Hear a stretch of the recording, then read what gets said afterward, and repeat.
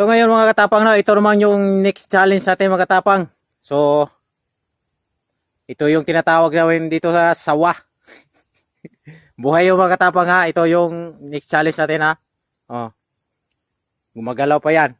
So bago natin kakainin, hindi naman yung mawala yung sawsawan natin. So ano pa hinihintay natin? Tara, attack. So bago natin kainin, oh, yan, sawsawan. Sabi nila tong sawsawan na to, matagal na daw. So sa akin, walang matagal-tagal. Basta makain at malunok. Yan, pwede. So bago natin kainin, sawsaw muna natin.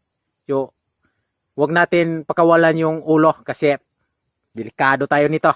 So ayun, oh. Sawsaw na. Ayan.